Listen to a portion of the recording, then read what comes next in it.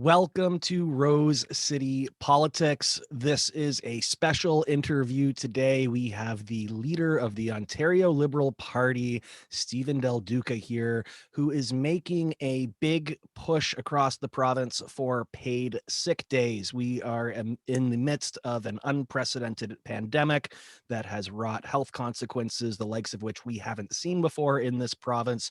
It has, quite frankly, been a slaughter of our elderly in long-term care facilities. But the fact of the matter is, there are a lot of people who are still going to work day to day that may be sick, may end up getting sick, and they don't, quite frankly, have all of the supports the leader Del Duca would continue to say that they need to have. So let me turn the floor over to you, Mr. Del Duca. What is it that you're pushing for in terms of paid sick days, and why is it necessary?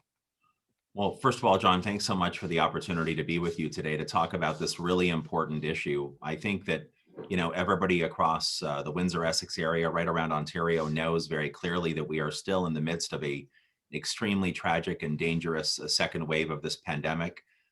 We all want to get back to some kind of normal on the other side of the vaccination rollout. But while we continue to see our hospitalizations climb, the positive case numbers climb, number of people in ICUs around Ontario climb. There are still thousands and thousands of workers who are employed in essential businesses who are required, when they think about their own personal financial circumstances, they are required in their mind to go to work in order to keep food on their table, pay their bills, support their families, even while they are not feeling well, even while they're exhibiting symptoms that could be COVID-19. And I'm really afraid to admit, perhaps in some cases where they've already tested positive, they're choosing to go into work. We've heard this now from municipal leaders, public health leaders, opposition politicians, including myself, for months.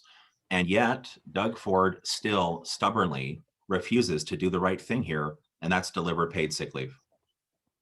Now, we had paid sick leave before the Ford administration came in, rescinded it. What would it be that you're looking to implement? Would it be further than what was put in by the former premier, Kathleen Wynne, or would it be on par with what it was? What are you looking for?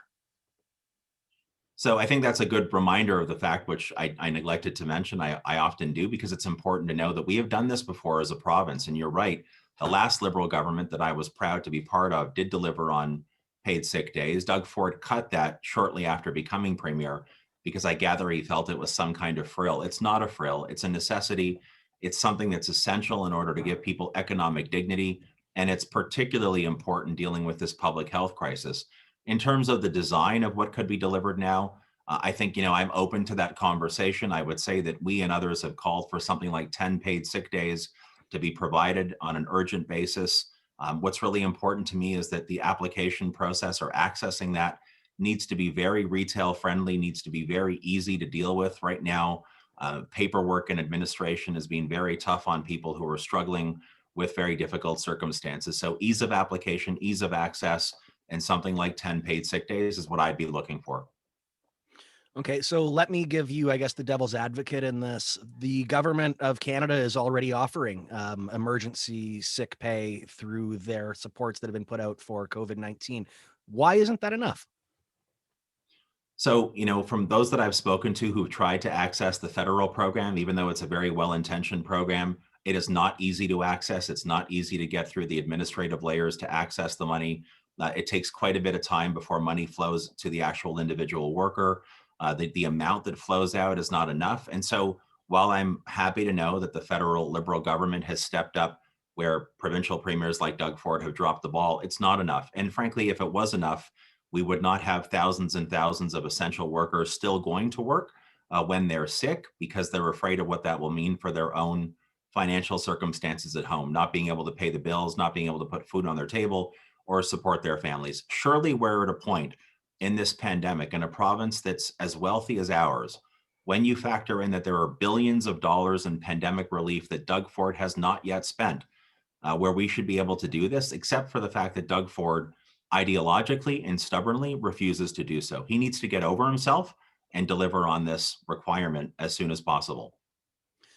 Do you have a concern that those pandemic relief funds that are at Queen's Park right now from the federal government are being held back to balance the budget?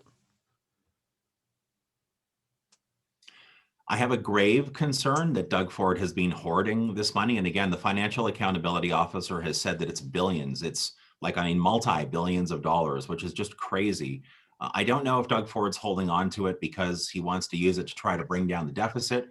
I don't know if he's planning to go on a bit of a spending spree at some point to help his own political fortunes. I have no clue what's going through his head as it relates to those unspent billions that he's refused to use. What I know is that the people of Ontario, they don't need a nice guy right now. They don't need someone who posts really cool videos on social media platforms. What they need is a real leader who recognizes the gravity of the circumstances that we're in, who understands that people need support right now so they can stay at home if they're sick or feel unwell. He needs to know that small business owners are being battered badly. They need support. Moms and dads are concerned about their kids going back to school or have gone back to school and what that's going to mean. All of it. Doug Ford needs to know right now we need urgent support. He should stop hoarding that money and actually help the people of the province that he's supposed to be leading. Now that those pandemic relief funds, let's just say they're a one-time thing. Ideally, we're out of this situation, at the end of this year, moving towards whatever life of normalcy looks like these days, trying to get back to that. And it's hard to imagine. But it's a one-time amount of money that showed up. Government budgets are all about priorities. So what would you be cutting, I guess, to make these paid sick days a permanent shift? Or would you be looking at, increases taxes to pay for it? How are you going to make it permanent? Sure. So I don't, I mean, I look, for what it's worth, I don't look at it that way. Again, I think for this moment in the short term, you are right. There are billions of dollars in pandemic relief that Doug Ford could tap into. But as someone who served for a number of months as the economic development and growth minister for this province, I know that investing in our people, whether we're talking about economic dignity, workers' rights, supporting them in the workplace and giving them what they need, or frankly, we're talking about a world-class publicly funded education system, all of it and more, making sure that our people are in their are their best selves, that they are putting their best foot forward as a talent pool is the single most important and most effective way for us to build an economy that starts to grow again on the other side of the pandemic. And if we fail to do that, if we are, as Doug Ford has been so far, penny wise and pound foolish, and decides to help only his friends, the wealthy, who don't need his help right now, by the way, they're doing okay during this pandemic.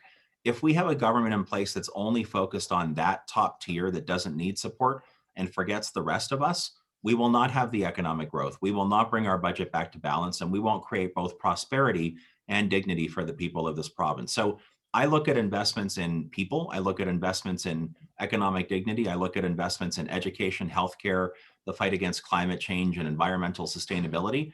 And I believe that those are a roadmap for what a new normal can look like on the other side of the pandemic, where we're able to achieve the kind of progress that we really need. And so I think there's lots of ways to do this. I think it's all about the values and priorities that politicians bring to the job. I know what my values are. I know what Doug Ford's values are.